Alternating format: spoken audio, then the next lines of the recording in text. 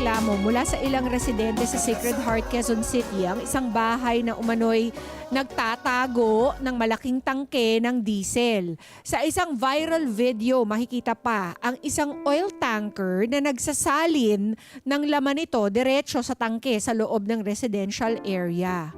Ngayon, ang tanong po ng ating mga kada, bakit nga ba bawal ang mag-hoard ng langis sa mga panahong ito? Ano bang epekto nito sa presyo, sa supply at sa ating ekonomiya? At gaano kabigat ang parusa sa mga lalabag? Kaya alamin po natin yan sa ating legal expert ngayong umaga. Kasama po natin muli ang resident legal expert natin. Resident na kasi ilang beses na talaga siya dito, si Attorney Alyssa Aviles Badaguas. Good morning po. Good morning po, Miss P. Salamat po sa pag-level up ng aking ng status. dito sa show.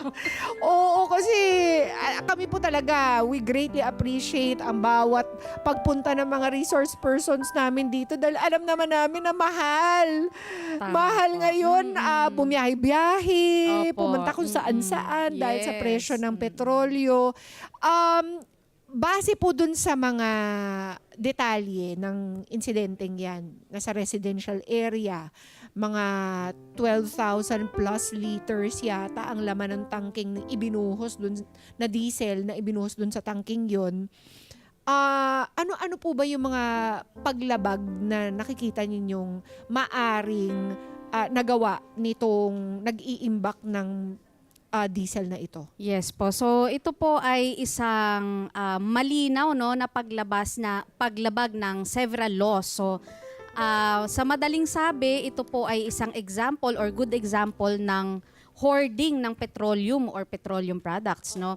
So saan-saan po ba siya magiging liable itong gumawa nitong krimen na ito? Number 1 po, siya po ay liable under RA 8479 or the Oil Deregulation Act. So number 2, liable din po siya RA 7581 or the Price Act. So number 3, ang dami no? Yes. Number 3 po, Batas Pambansa bilang 33 as amended. Yan po yung batas na naglalayon pa para sa proteksyon ng mga consumers as to the petroleum and petroleum products. Number 4, pwede din po siyang maging liable sa Consumers Acts of the Philippines. So, bakit po natin nasabi na patong-patong ang mga krimen na nalabag nitong hoarder na ito? Number 1, bakit siya liable under the Oil Deregulation Act? Ano ba ang definisyon ng hoarding? So, hoarding is defined under these laws na ito po yung pag-iimbak ng labis-labis ng mga negosyante o kaya naman ng mga pribadong individual no, ng petrolyo o mga produkto ng petrolyo na labis sa kanilang inventaryo. Pwede din po nating i-define ang hoarding as something na tahasang pagtanggi ng pagbebenta ng petrolyo sa merkado o sa mga mamimili. So ito pong ginawa niya, definitely, although hindi po natin alam no, ang mga specific details kasi nakita lang naman natin sa isang CCTV footage na nag-transfer ng fuel dito sa kanyang tanker. So hindi natin alam kung baka naman possible meron siyang permit or whatsoever. Pero this is a prima facie indication na obviously hoarding ito. Kasi number 1, residential area eh. So sabi nga ng DOE, malamang hindi na-issuehan ng permit yan kasi by the location itself, hindi allowed yung ganito Hindi may kalaki. issuehan. Yes, hindi may issuehan. And number 2, considering this is a residential area, hindi naman siya for business. So hindi siya isang gas station. Hindi rin naman ito tulad ng pagbebenta ng kerosene or LPG kasi nga malaki yung tanker, di ba? So may clear indication na talaga siya ay isang hoarder. Mas lalala pa ito kung hindi lang for personal use, no? Baka along the way, i-resell niya. So mas mataas ang magiging liability niya sa mga batas na ito. Sir Alyssa, pag sinabi po ba nating hoarding, depende po ba ito sa dami na or dun sa amount na ginugugol mo para sa iyong sarili? Yes, so magandang tanong po yan kasi madami pong gustong mag-save no habang mura pa itong mga petroleum Hindi naman siya mura, products. pero Oo. alam natin baka Hanggat tumaas mababa pa. pa. Kasi there's a possibility na tataas pa talaga siya kung tuloy-tuloy itong krisis sa sa Gitnang silangan. yes, gitnang silangan. So wala po talagang limitasyon na indicated ang mga batas na ito. Okay. However, on the Price Act, for basic necessities and yung mga prime commodities, ang sabi po doon, masasabi natin na hoarding or sobra-sobra ang pagtatabi nitong mga necessities na ito if 50% higher than your usual inventory. So yon considered as hoarding na yon. And additionally, since specifically for petroleum products, wala naman talaga, we should take into consideration yung reasonableness kung bakit ka nag-iimbak. So, meron bang misuse dyan? 'Di ba? Meron bang unsafe ba yung ginagawa mo? Or later on, meron bang illegal selling dyan? So, yung mga consideration na to, kung lahat yan ay check. So, possibly, considered as hoarding yan. So, kailan ba magiging reasonable for personal use? Ibig sabihin, kung ano lang yung kailangan ng household. So, pwedeng sumobra doon, pero hindi labis-labis na magkakaroon na ng panic buying o kaya magkakaroon na ng artificial shortage kasi nga tinatago ninyo, ang dami ninyong hinord. So, yun po yung mga indikasyon na may hoarding at kung kailan po pwede. Ibig sabihin, kung ano lang yung kailangan mo. Ano po ang posibleng ipataw sa mga violators? Meron po bang kulong to or multa lamang? Tulad nga po ng nasabi natin kanina, several laws, several acts ang nava-violate natin kapag tayo ay nag-hoard. So, iba-iba po ang penalties niyan. Pero definitely, hindi lamang po yan civil, hindi lang penalties ang pwedeng ipataw sa inyo. Meron din po yung kulong. So, kung titingnan po natin, ang kulong niyaan ay, ang minimum po is 1 year and ang maximum po ay pwede kayong makulong depending on the gravity of the offense up to 15 years. Imagine, nang hoard ka lang, maaari kang makulong within 15 years.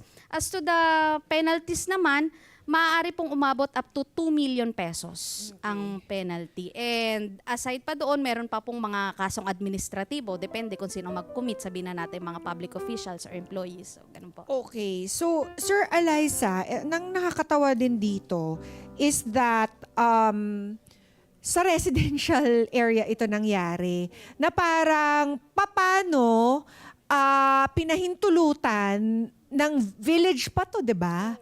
Ng mga village officials or ng mga barangay officials ang pagbubuo ng isang mukhang commercial looking tanker sa isang residential area. Hindi po natin masagot directly, kasi hindi po natin alam kung paano nangyari yun. Pwedeng ginawa niya during nighttime kasi minsan ang mga crimes committed yan paggabi kapag walang nakakakita. Pero kitang-kita Oo mo nga, from the nasa outside front talaga siya nung na meron tangke. So, nakakatawa. Meron din po bang liability yung barangay officials dahil paano to Nakapasok, naipagpagawa? Opo. Kasi nangangamba ngayon yung mga kapitbahay. Because aside from the fact na maaring maging hoarder ang at saka sino po ba ang liable? Kasi according to the news reports, iba yung may-ari ng lupa at iba yung may lessee or nagre-rent lamang, umuupa lamang yung may-ari ng tangke. So, sino pong liable? Opo, it's also a good question. Halos lahat po sila may liability. Unless na lang po, for example, ang owner po ng land and ang owner po nung nagawa ng tangke ay iisa lang. So, same person, siya ang may liability. Pero kung mapapatunayan po na siya ay mere lessee of the property, kailangan po nating ma-check ang contract nila. Ano ba ang kontrata ninyo? Is it for residential purpose? O baka hindi lang na-develop, baka naman talaga for gas station talaga.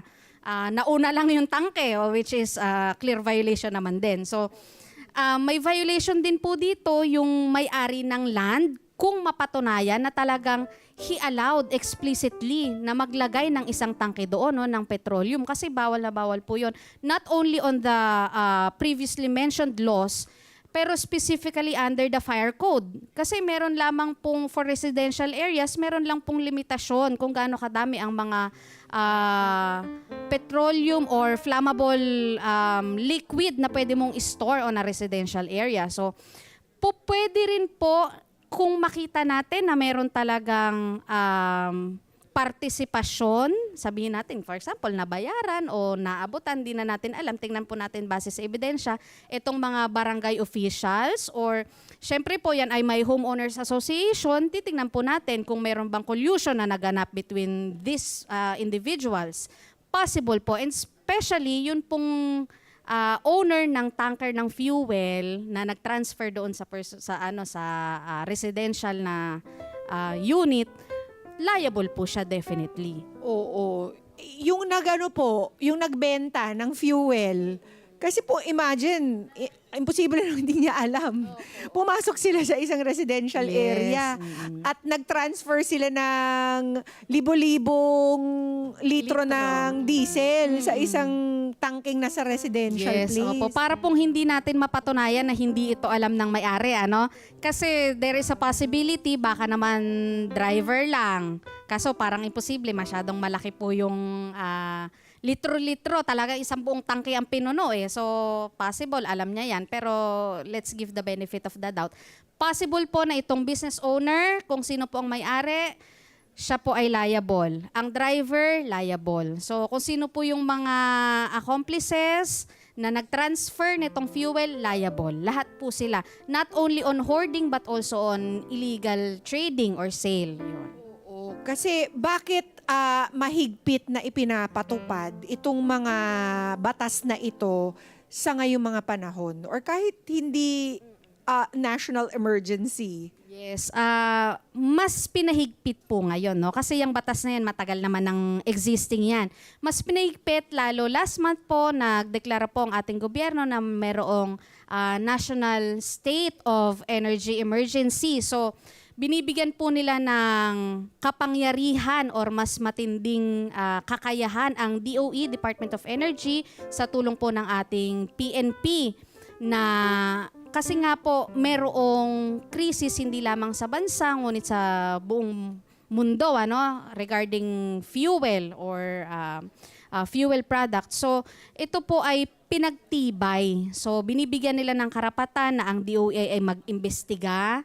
So they can also set the limitations on the purchasing public kung gaano lang karami ang pupwede, pero sa ngayon mukhang wala pa naman.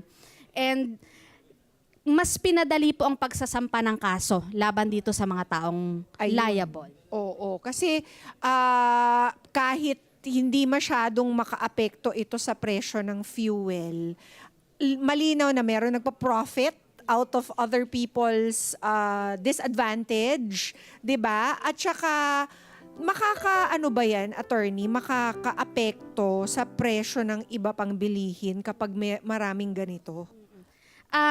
Alam niyo po, meron po tayong termino sa batas na tinatawag na profiteering. So ito po ay parang kapatid ng hoarding. Kasi sabi nga natin, ang hoarding kanina, ito po yung pag-iimbak at tahasang pagtanggi sa pagbebenta. Ngayon, ang profiteering naman, ito naman po yung pagbebenta ng labis-labis o sobra-sobra ang presyo nitong petrolyo o mga produktong petrolyo. So, makakapekto po talaga ito kasi, petroleum is one of the basic necessities natin. So lahat affected ang sahod, affected ang transportasyon, affected din ang pagkain. So may chain reaction po yan, hindi lamang po limitado sa presyo.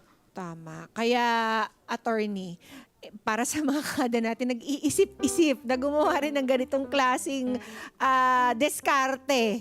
Please, abisuhan mo na sila bago pa sila magkamali.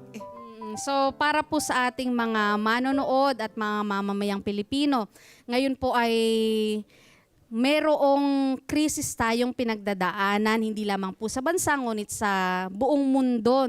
So I recall na meron po tayong kasabihang mga Pilipino na kung maikli ang kumot, sabi doon, matuto tayong mamaluktot. So ngayong mga panahon pong ito, hindi po solusyon na tayo ay nang iisa sa kapwa natin. Hindi po nararapat yan kasi sa bandang huli, ang magtutulungan ay tayo-tayo lamang. At tandaan po natin na mayroon po itong kaakibat na criminal offenses as well as civil offenses. Gayon din po kung mayroon man tayong nakita na gumagawa ng mga ganitong illegal na gawain, matuto po tayong mag-report. Nandyan po ang 8888, nandyan din po ang DOE, at iba pa pong ahensya ng gobyerno katulad ng PNP. Huwag po tayong manahimik at magtulungan po tayo on this times. Oo, dapat talaga ipairalin natin ang bayanihan, Yes, lalo opo. sa ngayong panahon ng krisis, 'di ba? Kaya attorney, pakibigay na lang po ang inyong mga contact details para sa mga legal concerns ng ating mga kada. Yes po, thank you so much po. For legal advice po, you can reach me at my Facebook page, a.avileslaw. Ayan po. Thank you, Attorney Eliza, as always. At mga kada, isang malinaw po na paalala ang kasong ito na ang simpleng pag-iimbak ng produkto, lalo na po ang kritikal, gaya ng langis, ay may kaakibat na responsibilidad at regulasyon. Para sa mas malinaw na pag-unawa, patuloy po tayong kumonsulta sa ating mga eksperto at alamin ang ating mga karapatan at responsibilidad bilang mamamayan. Let's stand together. Sunnet 25. Sunnet 25.